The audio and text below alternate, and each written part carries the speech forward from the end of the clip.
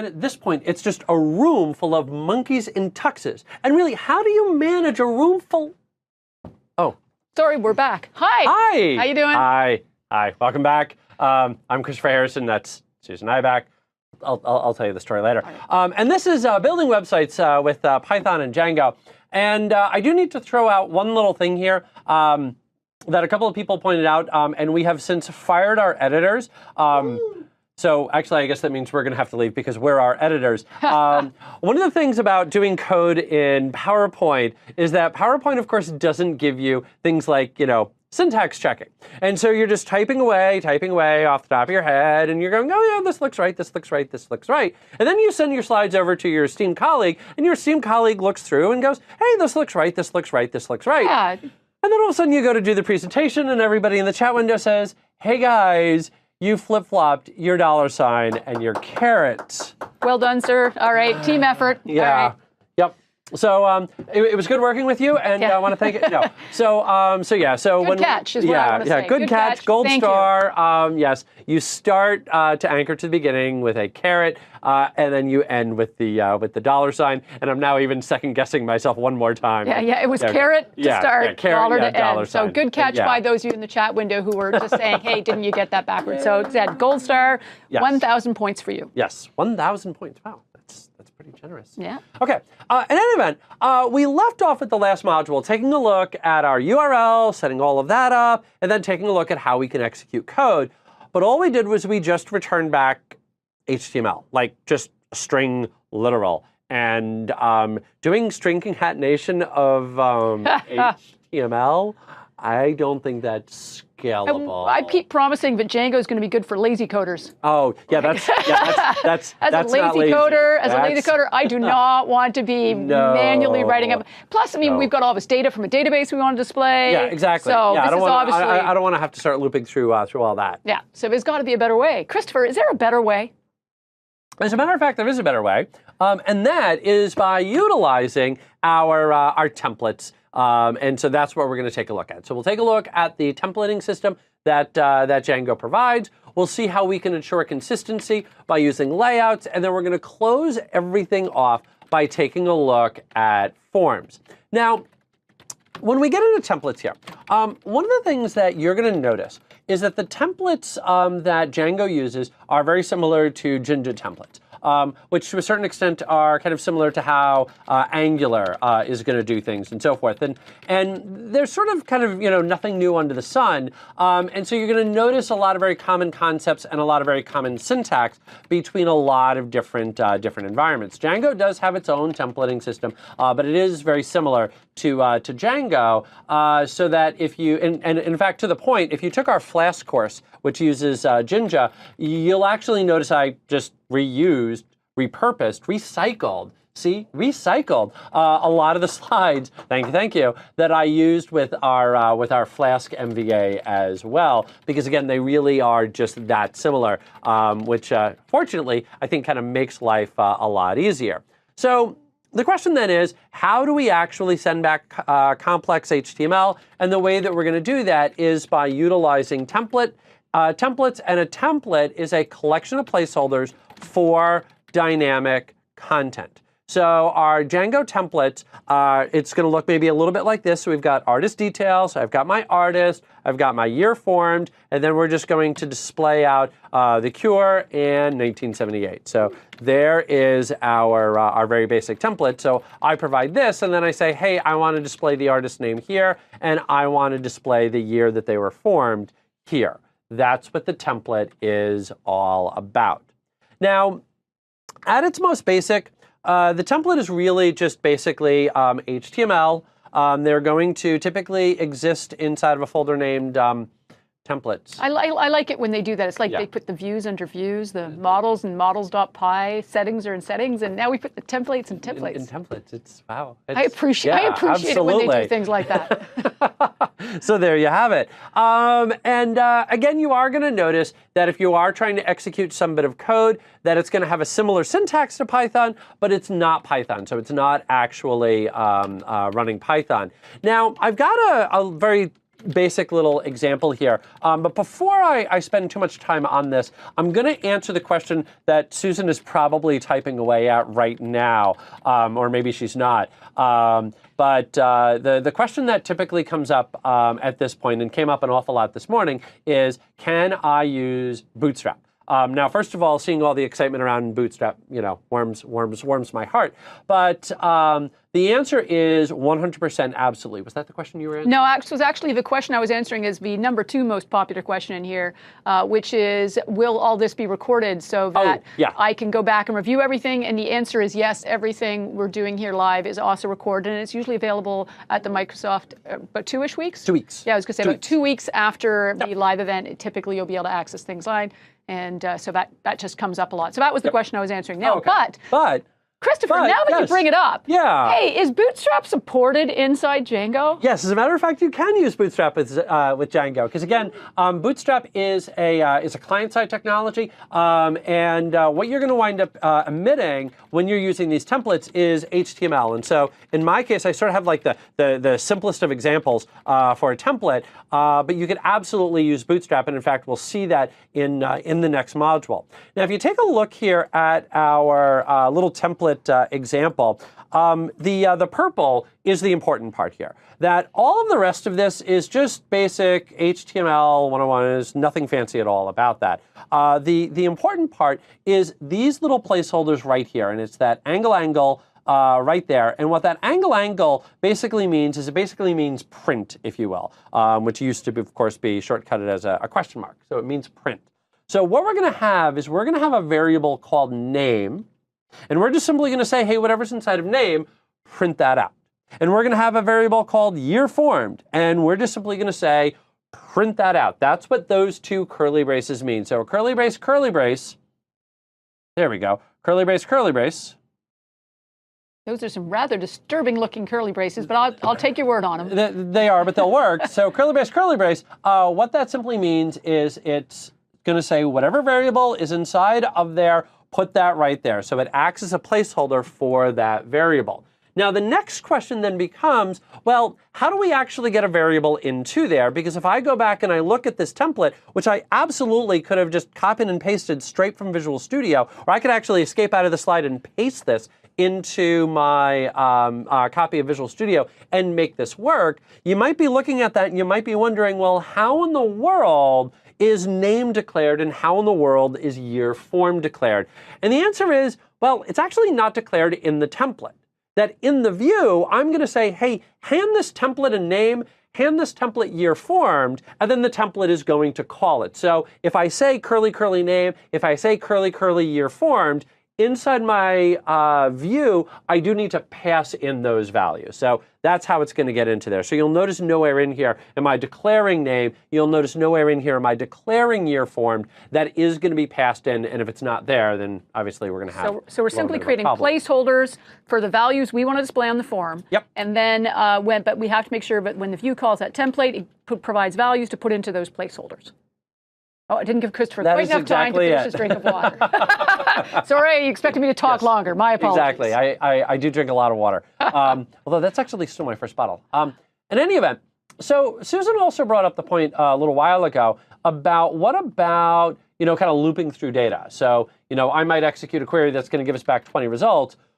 How do I loop through all of that? And fortunately, once again, we can do that in our template using a syntax that's similar to Python. I mean, if you looked at this, you would go, oh, okay, that's kind of close to Python, because after all, the for x in y syntax, that's straight out of Python. But if you think about Python, the problem that we have is the fact that right after that for loop, I'm supposed to have a colon. And then everything else is supposed to be tabbed in. And that poses a bit of a problem for us because, well, my tabbing is going to potentially be different in HTML versus how it would look inside of Python.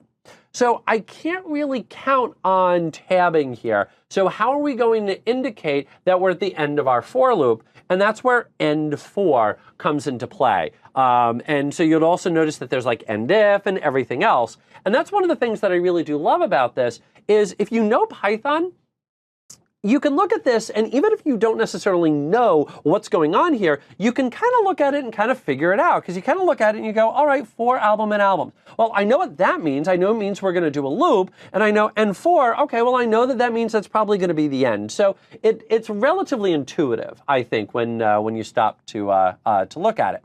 Now, the last little thing that's worth highlighting is you are going to notice that I said for album in albums, and that's going to be the one time where I will declare something. So I said, hey, here's my variable, and you are going to notice that I can grab a name of something the exact same way that I would if I was basically anywhere else. That if I was looping through albums and I want to print out its name in just like the command line, I would say album.name, and you'll notice that's exactly how I do that here. So in this case, it's albums is the value that would be passed in by the view. Exactly, yeah. This is going to come from the view. Perfect point. Yep. Yeah, that's going to come from the view. Okay. Yep.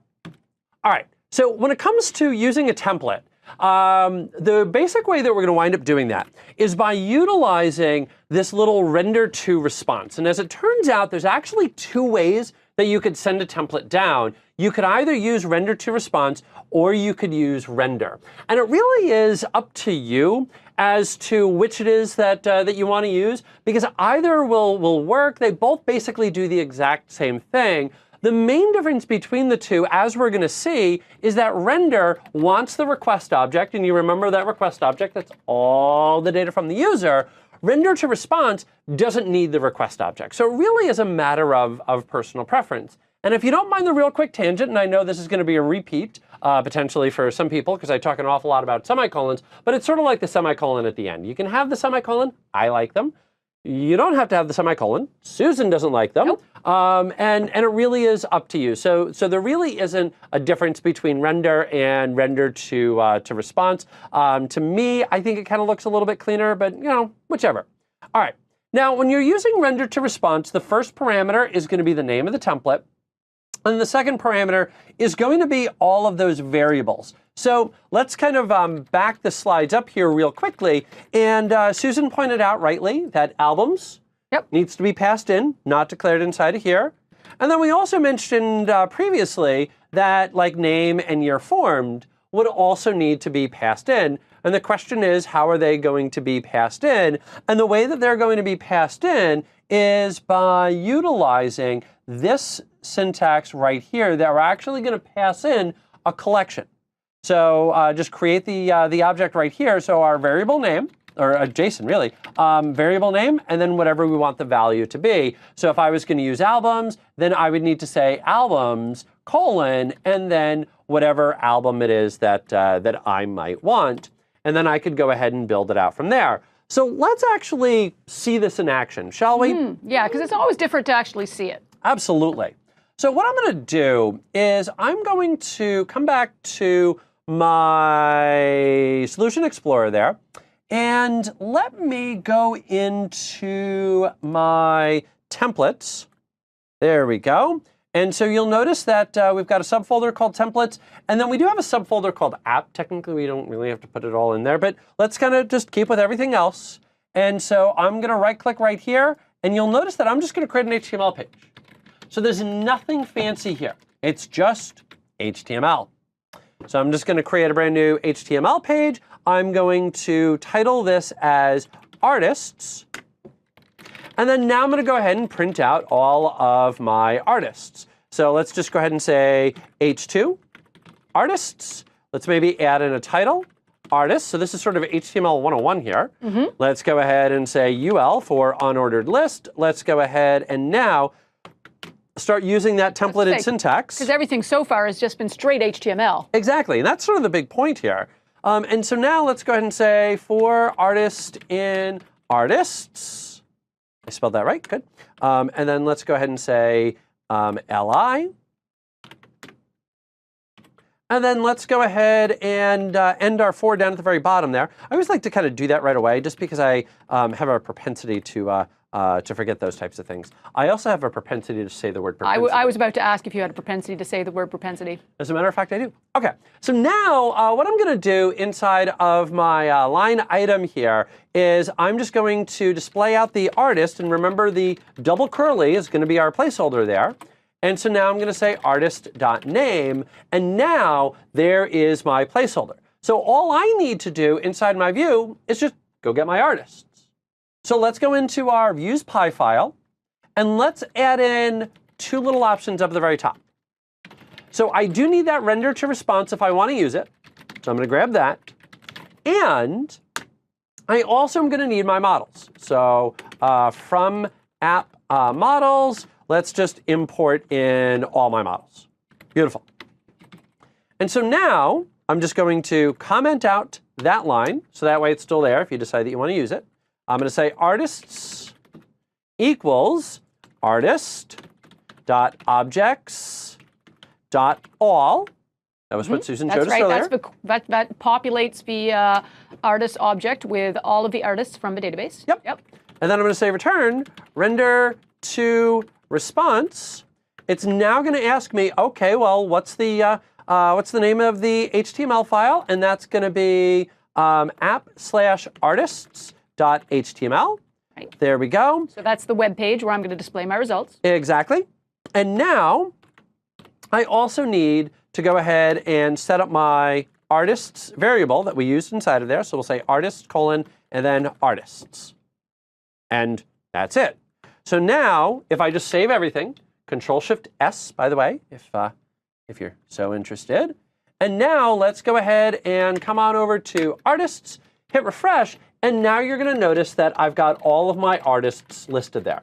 Pretty cool. That's pretty amazing when you really think about it. You've just written code that is going to a database, retrieving all the records, taking those records back, displaying them in a template. And really, if you actually break down the amount of code you wrote to do that, it's a very small amount. And this is why Django's popular. Exactly. That really, I kind of wrote, as far as like, what I would call true code, 2 lines, basically. Yeah. I mean, the class definition, okay, fine, yeah, you've got that, but that was pretty easy to put together, wasn't it? Yeah. It wasn't that. There's not that much to it. And this is, it's funny. Yeah. We had somebody sort of going, so wait a second, how am I actually using this Django to display a website? It's like, well, it's all these pieces put together that make it work. We built our model. Yep. And after we built, which basically said, this is the structure of data we're going to have, then you would have code, then you would pod that database to be populated. Now you actually have somebody entering a URL that's being routed to a method that is then doing a query against the database to get the records back, and then displaying those results in a template. That is exactly it. Yep, you hit the nail right on the head there. Okay, I was sort of doing a little bit of work in the background here. So I am going to change something real quick here. I'm just going to update my code, my URL, to use an ID parameter and just pass in the ID. And that really is just because I'm trying to keep things as straightforward as possible. And I don't want to get into having to deal with things like spaces and URL and encoding and all of that jazz. So I'm just going to use IDs here for my, to display out the details of an artist. And I'm also then going to, in turn, update this to be ID, and I'm going to clean out the rest of that code right there. OK, so, and let's just make sure that builds right now. OK, so all that I did here while Susan was talking in the background is I just made one last little change here where I said, OK, well, if you give me the ID, we'll call artist details. So now let's take a look at how we might display out some artist details here. So let me go in and create a brand new HTML page, artist details. And then let's go into our little body here. Whoa, no thank you. And let's go in and say, stop it. Let's go in and say, yes, I talked to my computer. When it starts talking back, that's when I know it's time to go home. That's when we worry, yes. Yeah. That's when we get concerned. That's when I run. OK, in any event, let's go ahead and print something out with the name. And then let's go ahead and say H3, and let's say year formed, and then curly, artist.year formed. OK. There we go. So once again, kind of very basic. You'll notice that I'm actually going to be using dotted notation off of the artist. So we're going to be expecting an artist object back. And you'll notice that we can absolutely build that up. So sort of like before, I can just simply say artist equals artist.objects.get. And what I'm going to do is I'm actually going to use a little bit of syntax that I always think is kind of cool is before we had get and then just simply passed in the ID, another way that we could do this is by using the letters PK. And PK is automatically built in, PK being short for primary key. Primary key. I was going to make a penalty kick joke, but that's far too complicated. Yeah. So now let's go ahead and one more time, let's say return render to response, and I'm just going to cheat here. And let's go ahead and say artist, and let's say artist, and this was going to be artist details, and make sure that I've got all my typing correct. Yeah, looks right. Save everything, and let's bring back up my browser, and now let's go ahead and say artist/1, and there's the cure, and let's go ahead and say artist/2, and then there is REM. Now let's close all of this off because obviously we don't want people navigating directly to artist/1, artist/2. Let's give them some links, shall we? Yeah, because you can't expect a user to know those sort of direct URLs. Exactly. So what I'm going to do is I'm just going to come back here and I'm going to say anchor href equals, and let's say /artists /, and then you'll notice that I'm actually going to put in the curly right into an HTML string literal. So what will wind up happening is this is going to wind up building up our URL for us. So this will now say artist/ and then the ID of the artist. So let's one more time hit save. Let's one more time come back to our browser. And now you're going to notice that I've got my links there. Yep. And then I'll click on cure.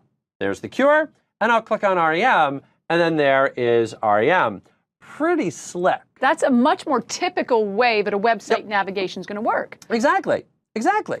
So just like that, we've now been able to use our HTML, and forgive me for just kind of beating on this drum over and over and over again, because there's been a lot of questions, could I use Angular? Could I use Bootstrap? Absolutely. You can use whatever client-side technology it is that you want. I just wrote plain HTML. I did nothing fancy here. I just wrote some basic HTML, and away we went. I got to kind of confess something, Susan. Uh-oh. That's great for being able to, read data. How about, sending data back? Oh, you mean if I want to let a data enter user? Yeah. You mean user entering data, like placing orders, or say, yeah, apparently I need caffeine as well.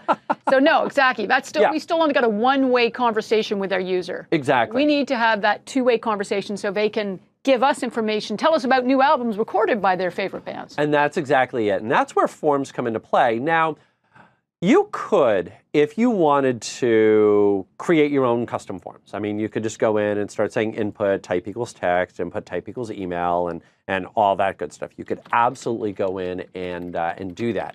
But the problem with doing that is it does require additional work, because it's going to be up to me to now go in and work with all of that. I now have to go in and create the form. I now have to go in and, most importantly, update the form when there's been changes to the model. Right, because if you change something from a numeric field to a character field, or you added a new field, the form's not going to magically know you've done that and change everything for you. Exactly, exactly. So can Django create forms for us? Well, as a matter of fact, it can, because really it'd kind of been silly to create the slide if it couldn't. So yeah, absolutely, Django can create forms for us in one of two ways. So one way that we can do this is by creating a form class, and another way to do this is by binding it to a model. So the way that we could do this with a form class is exactly as you see right here, is that you'll notice that we do need to import in forms, sort of like we had to import in models earlier. Yep. And then we create a brand new form, and we inherit from forms.form. Now, Susan. That looks awfully familiar. It looks a lot like the code we wrote when we were creating our model. That's exactly it. So let's think about things for a couple of minutes here. When Susan was writing code for her model, what she was doing is she was essentially designing a back-end database. I mean, yes, she was creating a class, but she was designing a back-end database. And so as part of that process, she had to say, well, I want this column to be this, and I want this column to be this. Well, let's think about now we're creating a form. And what's a form going to need to know? It's going to need to know, okay, well, what values are we going to be asking for, and what data types are they supposed to be? Well, that's exactly what we're doing right here, is we're setting up our form and we're describing all of this data. Now, the biggest thing that you want to avoid in code whenever possible is duplication. You don't want to repeat the exact same code. So if we go back and we look at this again, it's basically the exact same code that Susan wrote. I don't want to write that again. Yeah, it's true. So I'm not going to. So one of the very cool things that you can do is you can actually bind your form to a model. And the way that you do that is by utilizing a model form. And so you're going to notice that, once again, I'm going to do an import here. And then you're going to notice that I'm going to create a brand new class. I'm going to call it, in my case, artist form, and I'm going to say model form. So you're inheriting model form now. Exactly. Instead of form, model form. Exactly. And then what I'm going to do is inside of my model form, I'm going to create a meta class. It just has to be called meta. Just take that tantamount to magic. And I'm going to define two things. Number one is I'm going to define, this is the model that I now want you to use. Okay. And then number two, these are the fields that I want you to go grab. So for example, I probably don't want you to be able to set the ID. Yeah. So I'm not going to list the ID as a field. Or there might be other, private things in here that you don't always want people to see all of the data. There might be data you use behind the scenes for calculations and so on. So, exactly, yeah. So I don't want to get in and start doing all of that. And so now I can just simply say, well, I just want name and I just want year formed, and that's it. That's all that I have to do. Now, you could create this inside the models class, or the models file, rather. I actually kind of like that, just because that way I can see this is the model, and then this is the associated form. And in fact, let's just get in and do that. Where's my models here? There we go. So I'm just going to, you'll notice that right from here, we've got Django import forms. And I'm just going to come right down here, and I'm going to say class artist form, and I'm going to say forms model form. There we go. And then I'm going to say class meta, and then I'm going to say model equals, and then we'll just go ahead and say artist, and then I'm going to say fields. Whoops. There we go. Fields equals, and then list off all the fields, and that's going to be name, and then that's going to be year formed. That's it. So now I've told Django, hey, I want you to look at the artist class, and I've told Django, these are the fields that I want editable. It really is just that straightforward. So I've got the code to generate the form. The next question then becomes, maybe why do this? Well, the advantage is that the form is automatically going to be updated. Also, as we're going to see, has the ability to automatically validate the data. But here's what I also really like, is it even has the ability to just save directly for me. Because let's again go back and look at my code here. So once again, here's my form. So it knows how to be a form, right, Susan? Yep. Okay. It also knows about my model, right, Susan? Yep. Cool. Now, our model inherits from model, right? Correct. And so if it inherits from model, it's going to have all the methods from model. And if we actually want to put something back into a database, what was the name of that method? There was a save method. If we called the save method on that class, then it would save, insert new records or make updates to the database. That's exactly it. Cool. So it's now going to save that back to the database. Well, I know that, and Susan knows that, and now all of our fine listeners know that, and Django knows that. So Django knows on artist that there is in fact a save method, and Django also knows how to take all of the data from the form and create an artist for us. So behind the scenes, it's going to have the ability to look at all the data, because we've told it that we need things like a positive integer and a character field with a maximum length of 50. It knows all of that. It also knows that this is going to be bound up to artist, so it's going to be able to dynamically create an artist for us. And then last but not least is it knows that there's a save method and is going to be able to call that save method for us. So it's able to do all of that automatically for us. Now, does that come at a cost? Sort of. So one of the things that we talked about this morning is the fact that Django can do all of that, and it can do all of that magically. Trying to maybe get it to the exact format is going to take maybe a little bit of additional work. And I don't want to say that it can't be done, and I don't want to give you that impression. It just takes a little bit of additional work. In fact, I don't even want to say that it's difficult. It takes time. Yeah, it just takes a little bit of extra time, and you'll actually notice there's a great community around Django. And so if you fire up Bing and just do a search for Django forms and maybe like Bootstrap, which seems to be the magic word of the day, then you can find all sorts of different add-ons and plugins and libraries and otherwise that will allow you to use the model form and have it generate the appropriate Bootstrap code for you rather than you having to use the default. But I've got an object. If I'm going to display something in a browser, I need HTML. I need to create a bit of HTML. So I need a page that's actually going to host it. And there it is in its very simplest form. So it's just simply going to be form method and post, simply meaning that it's going to use post to send it up. There's my little save button. There's my close form. Now, this part right here, this little form, this is actually just like normal template binding. So one of the things that we're going to do in a few minutes is we're going to actually call this just like we would any normal template. And we're just simply going to say, hey, here is your form. So we're just going to go back in and do that. Now, one of the things that I mentioned this morning was about security. And in fact, a lot of people have been asking, for example, about SQL injection. That's probably the 5th most common question that we've gotten today.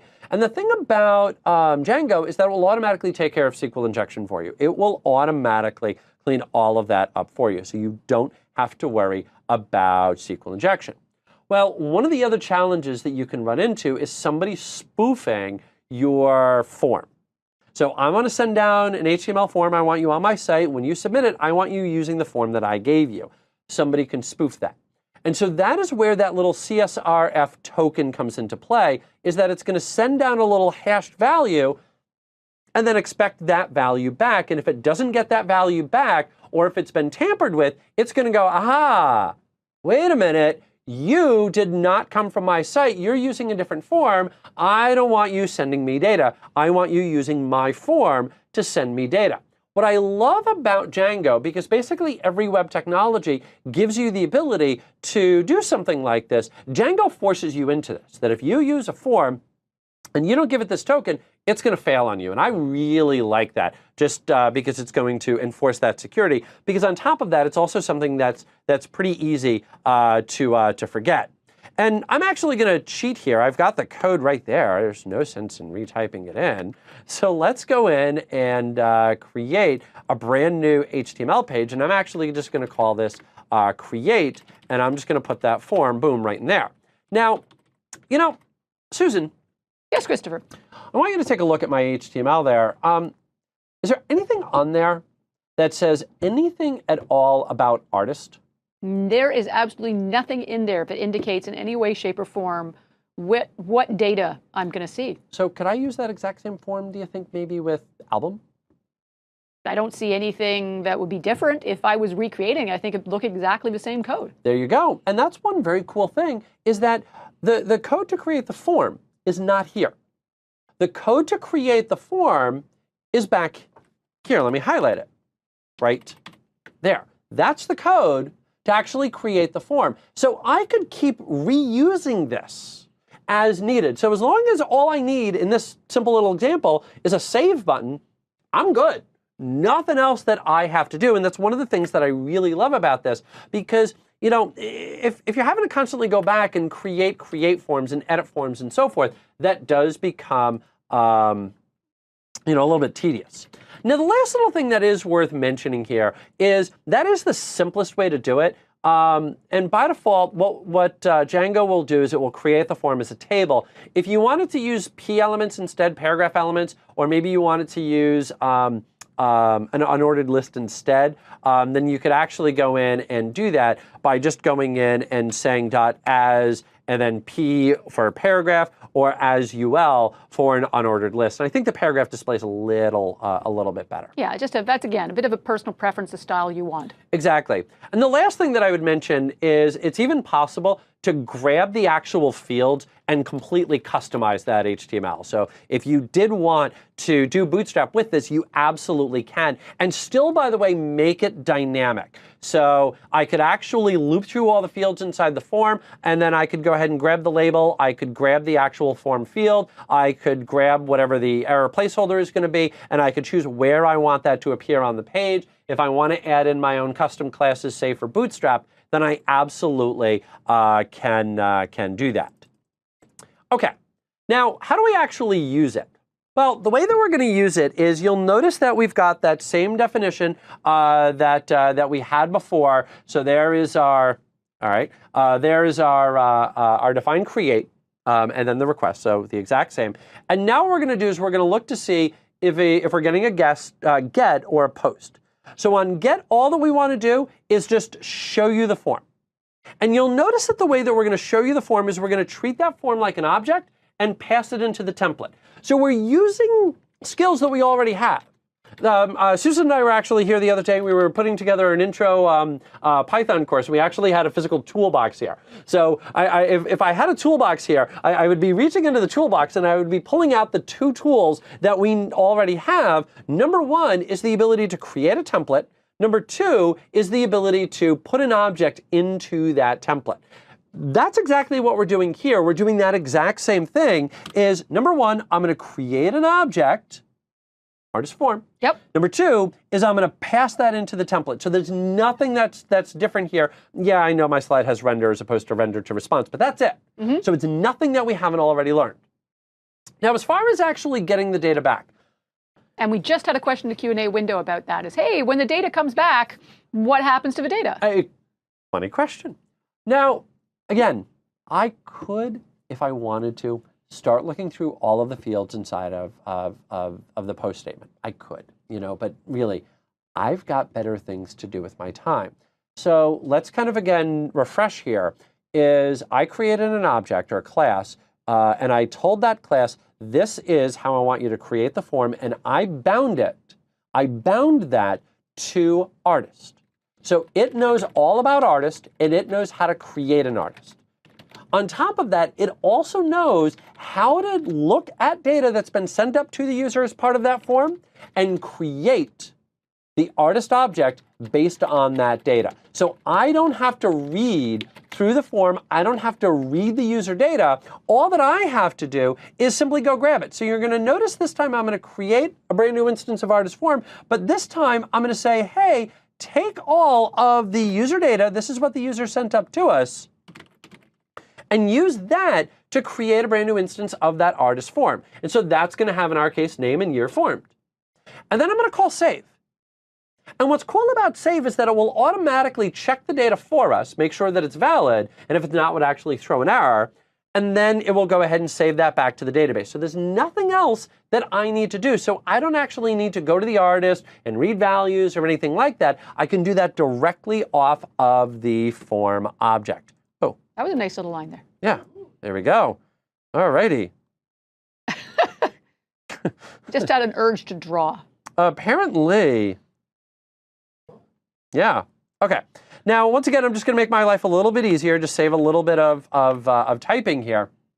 I'm going to go back into views, and I'm just going to add that in. I'm just going to put that up at the very top, and I'm going to call this artist create, because you'll kind of notice that I'm using a little bit of a naming scheme here. So artist create, and I think I've got everything wired up properly. I do. Cool. And now let's just go in to our URLs, and let's go ahead and add in one for create.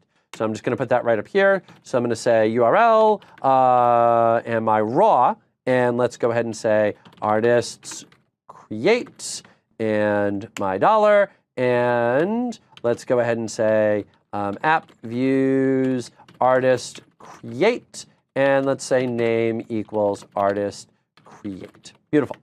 Okay, so once again, here's what I did, is I created our little HTML placeholder that's going to have the form inside of it.